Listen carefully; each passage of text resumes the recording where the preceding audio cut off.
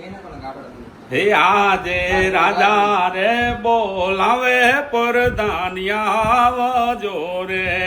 આવજો રાજને દરબાર હે આવજો રાજને દરબાર હે આજે રાજા રે બોલાવે પરધાનિયા આવજો રે ત્યાં આમથી એમ કહેવાય કે પ્રધાન આવે હે આજે રાજા રે બોલાવ્યા પરધાનિયા આવ્યા રાજને દરબાર હે આવ્યા રાજને દરબાર રાજા ના બોલાવ્યા પરધાનિયા આવ્યા રે બોલો મહારાજ આ રાજમાં અમારા શું કામ પડ્યા અરે પ્રધાનજી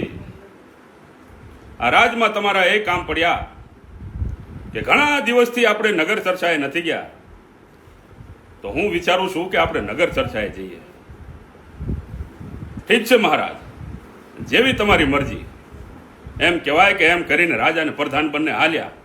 હે આજે રાજાને પ્રધાન બંને ચાલ્યા રે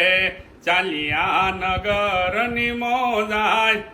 હે આજે રાજાને પ્રધાન બંને ચાલ્યા રે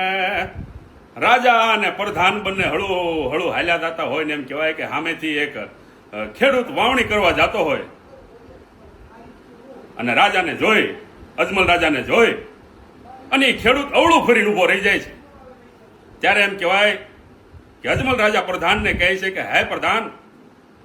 આ ખેડૂત હા વાવણિયા ઝૂંટી અને ખેતરે જાતા હતા આપણને જોઈને અવળું ફરીને શા માટે ઉભા રહી ગયા જરા તપાસ કરો ત્યારે એમ કહેવાય કે પ્રધાનજી એ ખેડૂતની પાસે જાય છે અને ખેડૂતને કહે છે કે હે ખેડૂત આ મને અને રાજાને આવતા જોઈને તમે અવળું ફરીને શા માટે ઉભા છો ત્યારે એમ કહેવાય કે એ ખેડૂત કઈક બાના બતાવે છે હે આજે ઓમરીને દાંડીઓ એમ ઘેર બોલ્યા ત્યારે પ્રધાન પાછો હામો જવાબ આપે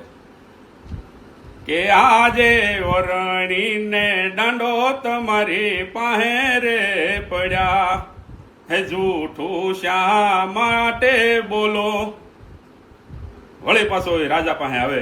અને કહે કે હે રાજા આ લોકો પાસે બધું હોવા છતાં ખોટું બોલે ત્યારે એમ કહેવાય કે પ્રધાનને અજમલ રાજા કહે કે પ્રધાનજી ખેડૂતને કહો કે જો ખોટું બોલશો ને તો ઘાણીએ ઘાલીને તમારું તેલ કાઢવામાં આવશે અને જો હાસું બોલશો ને તો રાજ તરફથી તમને હોના મોરના ઢગલા મળશે જાઓ જે હોય તે સત્ય કહો વળી પાછો પ્રધાન જાય અને ખેડૂતને પૂછે કે હે ખેડૂત જે હોય સત્ય કહી દે નહીતર આ રાજા તને ઘાણીએ ઘાલીને તારું તેલ કાઢશે અને જો હાસું કહીશ ને તો મહેલ તરફથી હોના મોરના ઢગલા મળશે ત્યારે એમ કહેવાય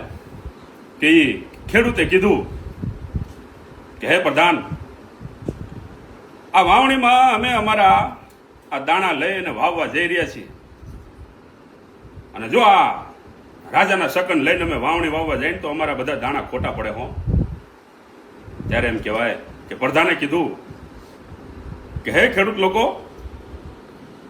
અમારા મહારાજના શકન લઈને તમે વાવણી વાવવા જાઓ ને તમારા દાણા કઈ રીતે ખોટા પડે ત્યારે એમ કહેવાય કે સામે ઓલા ખેડૂતે જવાબ આપ્યો